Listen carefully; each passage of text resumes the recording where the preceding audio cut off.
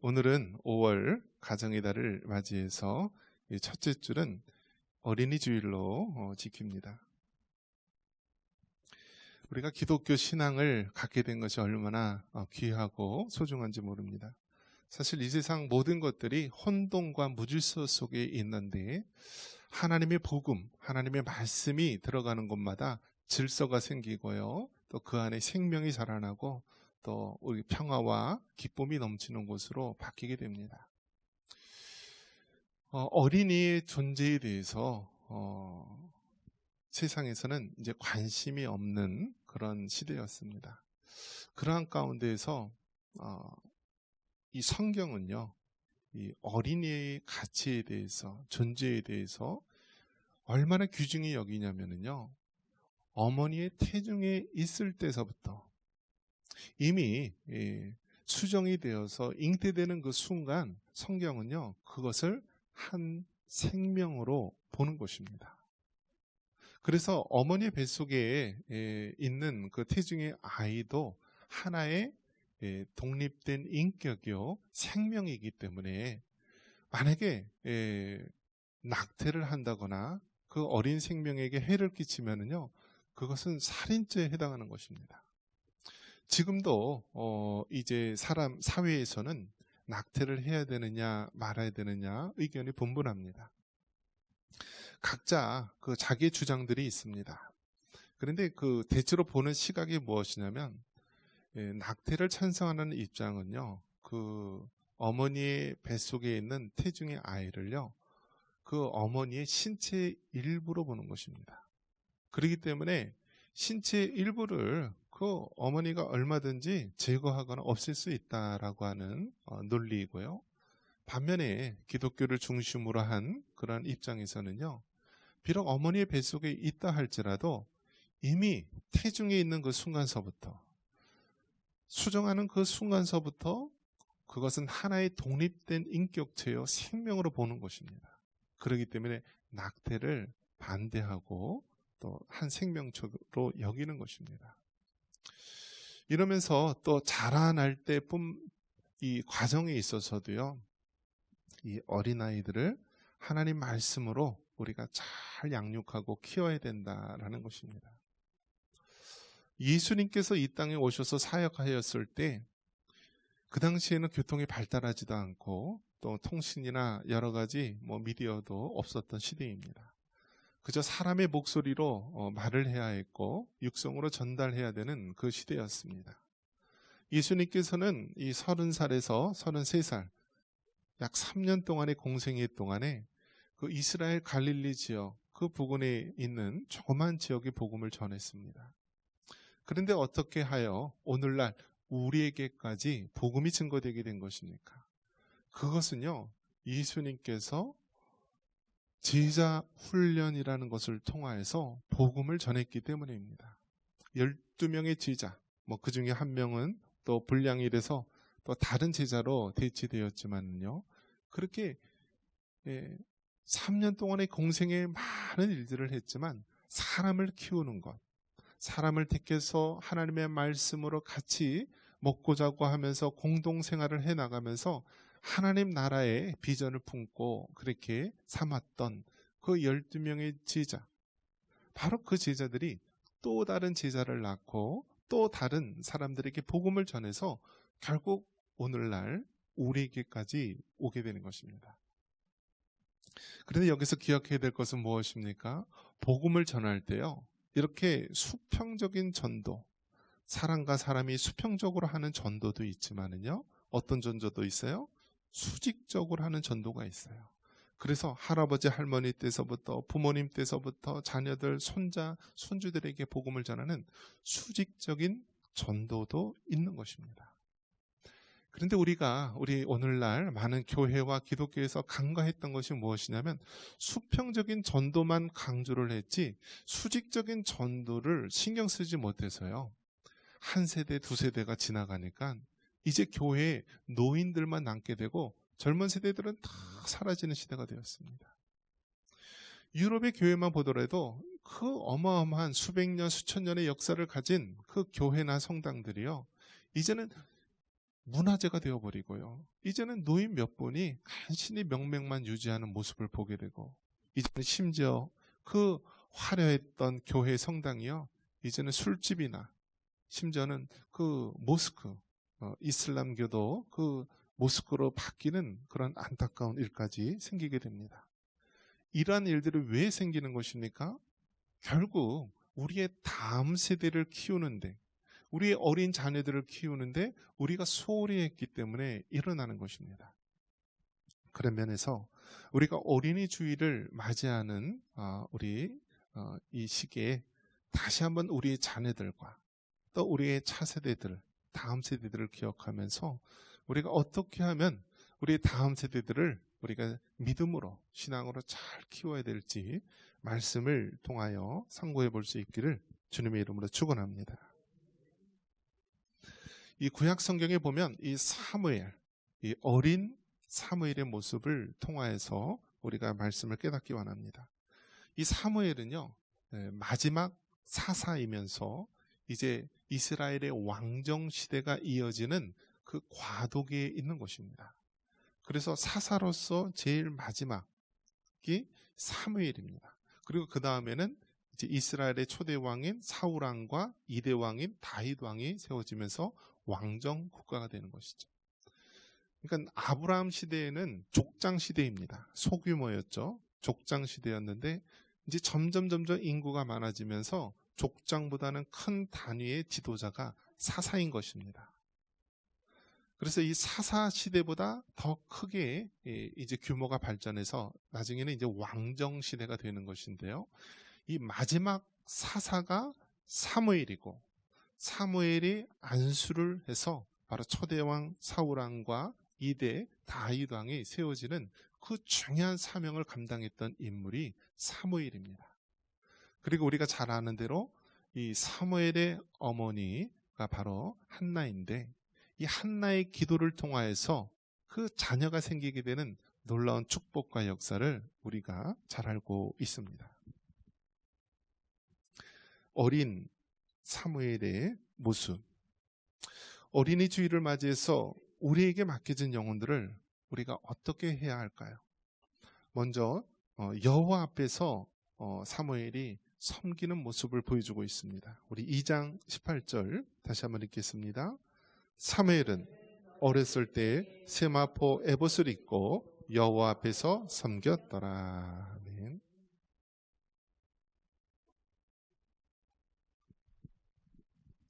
사무엘은 어렸을 때 세마포 에봇을 입고 여호와 앞에서 섬겼다라고 말합니다. 이것은요, 하나님께 예배하는 그 모습을 말씀하고 있는 것입니다. 어린이 주일을 맞이해서 우리에게 맡겨진 영혼을 우리가 어떻게 해야 합니까? 먼저 하나님 앞에 예배하는 어린이, 예배하는 자녀로 세워야 되는 것이 가장 중요한 것입니다. 세상에는 여러 종류의 사람이 있습니다. 사람마다 공부를 잘하는 사람도 있고요, 또 일을 잘하는 실력이 있고 유능한 자들도 있습니다.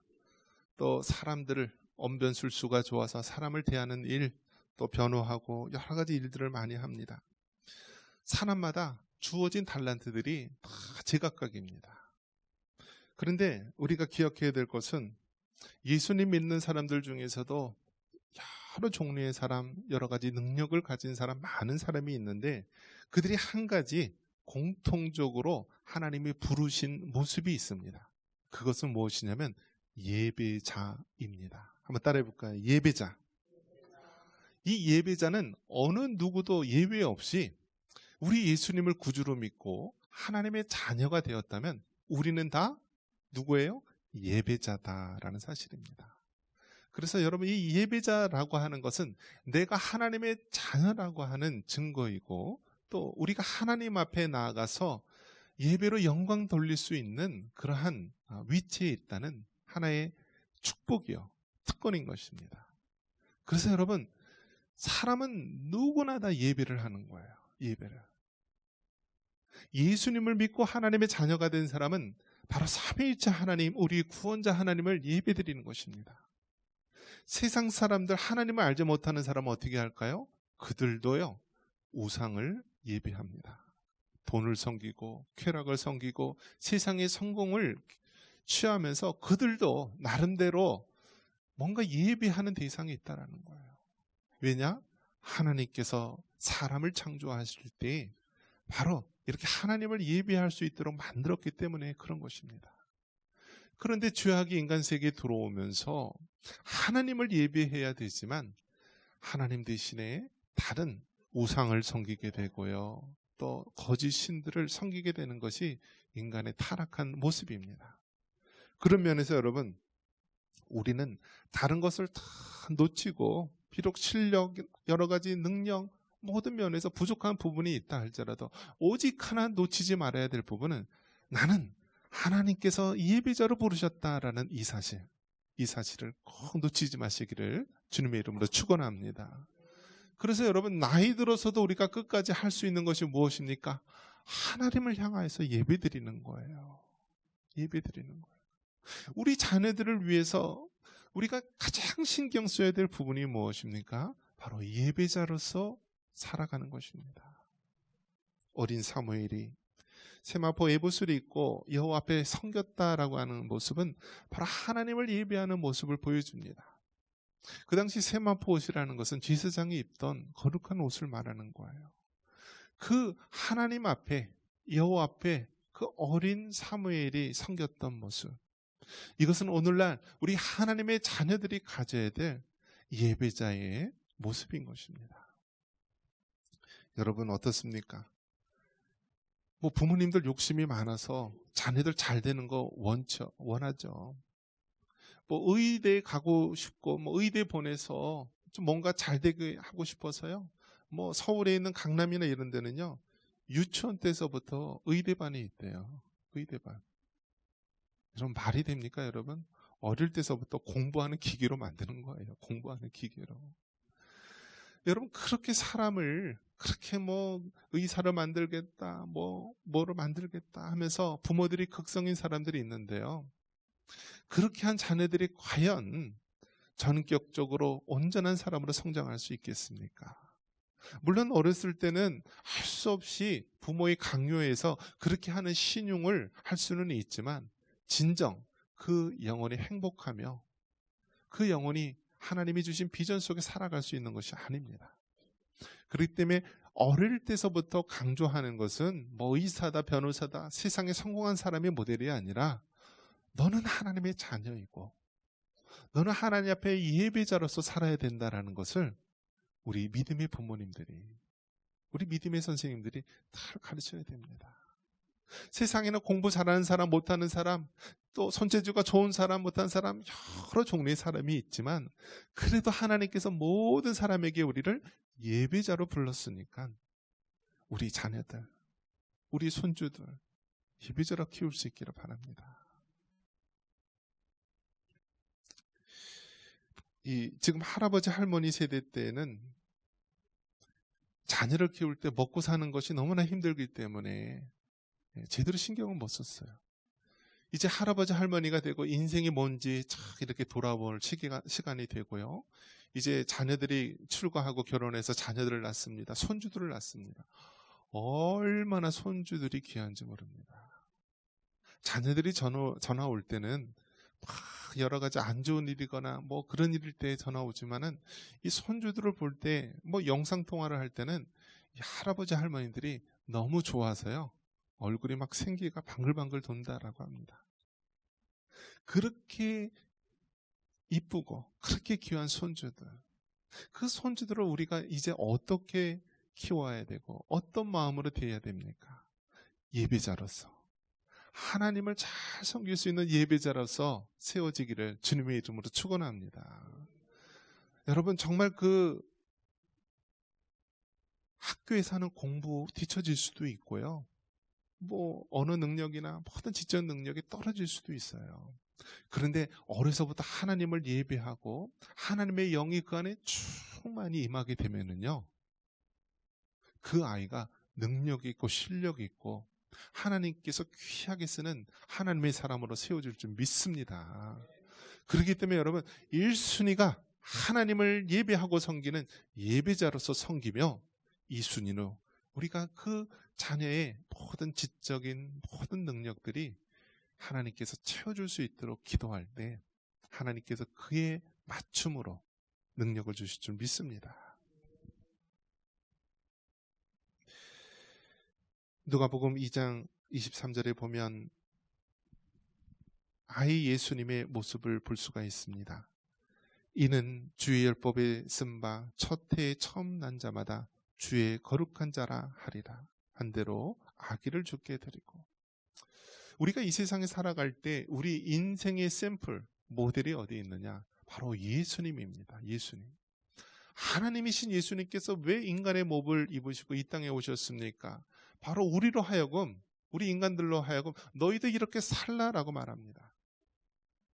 하나님은 모르시잖아요. 우리 인간이 얼마나 괴롭고 힘든지요. 얼마나 병들면 나약해지고 얼마나 우리가 이 세상을 어렵게 사는지 모르시잖아요. 그렇게 말할 수 없도록 하나님이 친히 인간이 되셨어요. 그리고 가장 낮고 천한 모습으로 우리 예수님께서 33년 동안 생애를 사셨습니다. 우리 예수님이 태어나셨을 때 바로 그 예수님이 어릴 때서부터 난지 8일 만에 할례를 받고요. 또 40일이 지난 후 정결의식이 끝났을 때 그 예루살렘 성전에 올라와서 성결 예식에 의해서 바로 드려지게 됩니다. 우리 예수님도 어릴 때서부터 하나님을 예배하는 예배자로서 세워진 것입니다. 여러분, 우리 예수님처럼 또 많은 믿음의 사람처럼 우리가 하나님 앞에 예배자로 드려지고 우리의 자녀들과 우리의 손주들이 세상에서 다른 것은 좀 뒤처진다 할지라도 그래도 하나님 앞에 예배자로서 바로 세워질 수 있도록 여러분 그렇게 헌신할 수 있기를 바랍니다. 다음으로 어린이 주일을 맞이해서 우리에게 맡겨진 영혼들을 어떻게 해야 합니까? 여호와와 사람들에게 은총을 더욱 받더라라고 말합니다. 하나님의 은혜를 받도록 해야 하는 것입니다. 우리 26절 같이 한번 읽겠습니다. 이 사무엘이 점점 자라매 여호와 사람들에게 더욱 받더라. 아멘. 은총, 이 은총이란 말은 은혜라는 말입니다. 은혜, 그레이스. 이 은혜라는 것은 무엇입니까? 우리가 받을 자격이 없는데 하나님이 주시는 것이 바로 은혜예요. 구원도 마찬가지입니다. 구원도 우리가 구원을 받을 만한 어떤 행위나 노력을 해서 얻은 것이 아니라 하나님께서 일방적으로 우리에게 창세전에 택하여 주셨고 우리를 하나님의 자녀로 부르신 것입니다. 이것이 바로 은혜인 것입니다. 우리가 받을 자격이 없고 그만한 행위를 한 것이 없지만 전적인 하나님의 은혜 속에서 우리가 구원을 받은 것입니다. 그렇기 때문에 여러분, 우리는 하나님의 자녀라고 한다면은 하나님의 은혜를 받는 어린이가 되어야 되는 것입니다. 아이 사무엘이 점점 자라매 여호와와 사람들에게 은총을 더욱 받더라. 하나님의 은혜를 구하고요. 하나님의 은혜를 알고 하나님의 은혜 속에서 자라나야 되는 것입니다.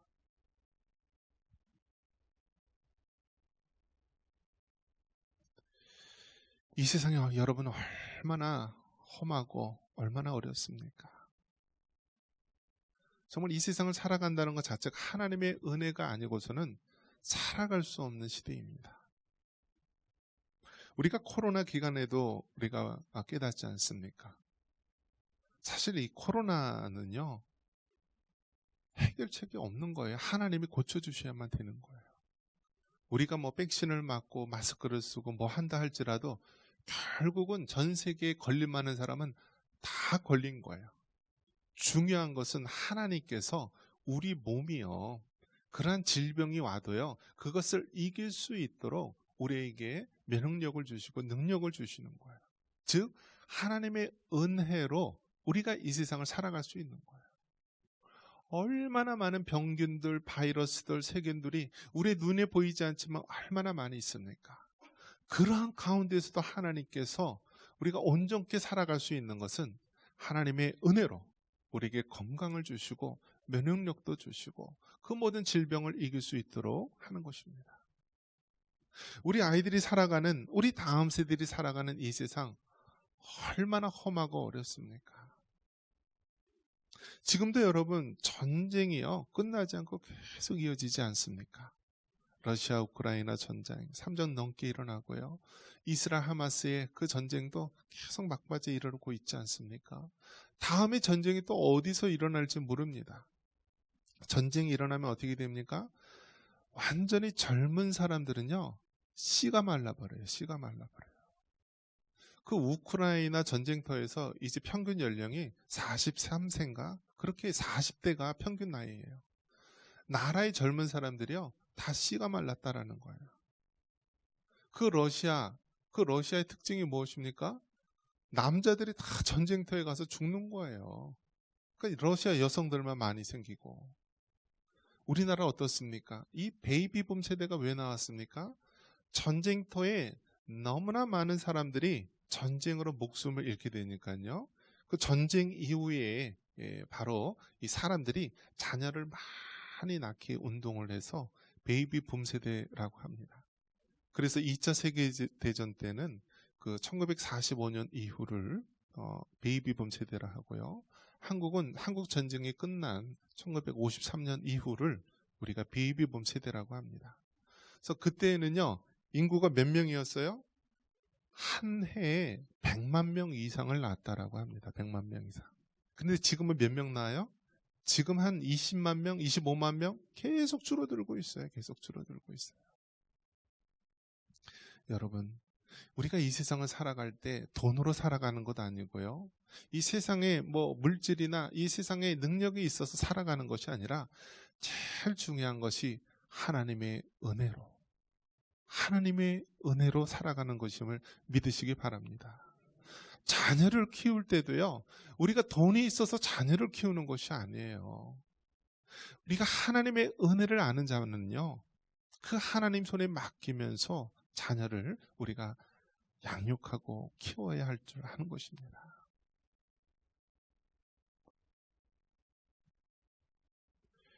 지금 유럽에서는요, 특히 영국이라든지 이런 나라에서는 이슬람에게 다 넘어갔습니다. 이제 점점 이 국민소득이요, 뭐 10,000불, 20,000불, 30,000불, 50,000불 이렇게 올라가면은 이 사람들 의식 수준이 높아지면서요, 어떤 생각을 하냐면 자녀를 안 낳으려고 하는 공통점이 있다라고 합니다.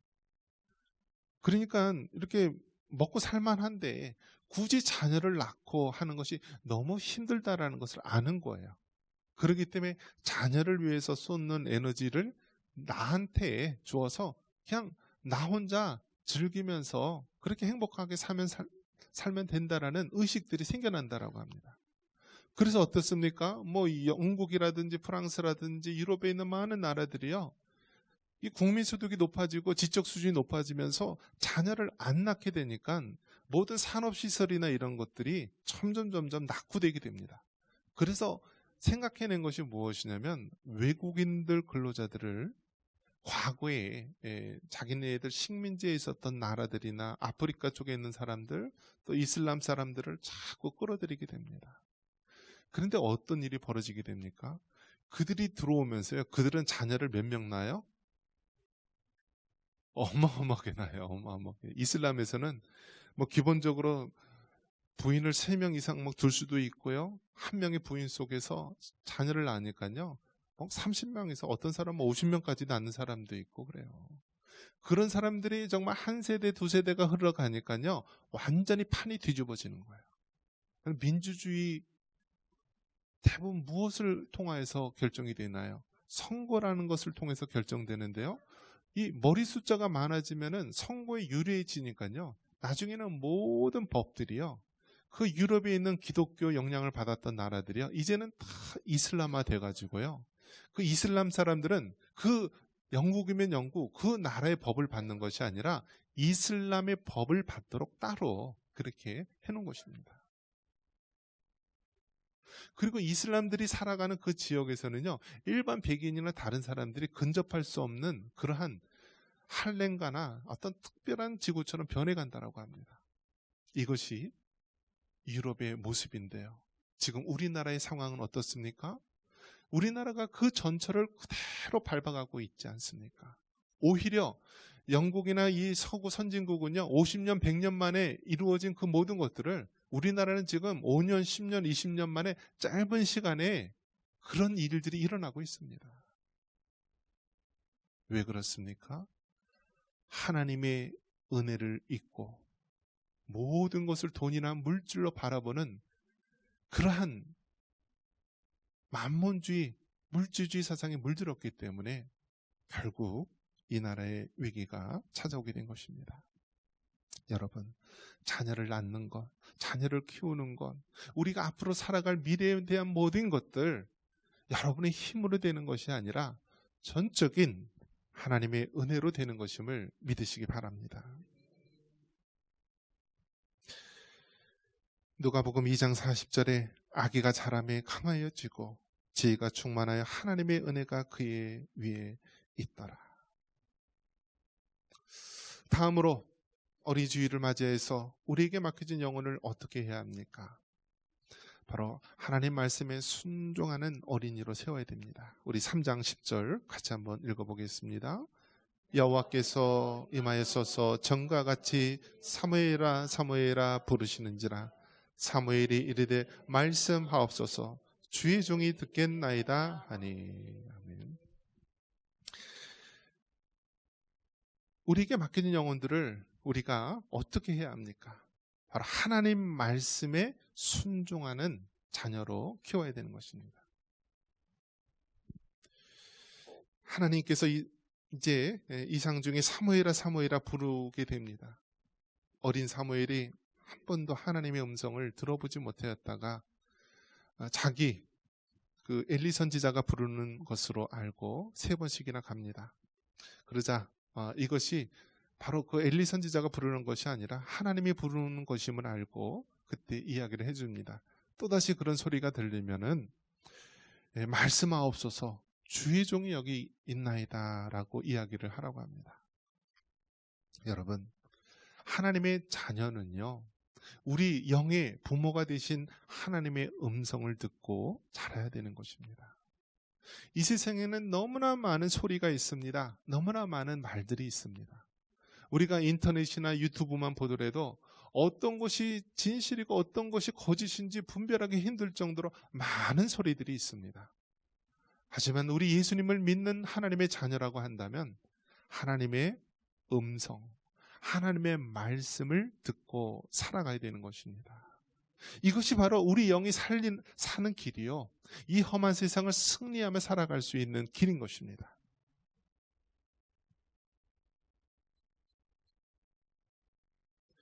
우리가 하나님의 사람으로 훈련을 시킬 때요, 제일 먼저 우리가 선교단체라든지 이런 데서 하는 훈련이 무엇이냐면 하나님의 음성을 듣는 훈련입니다.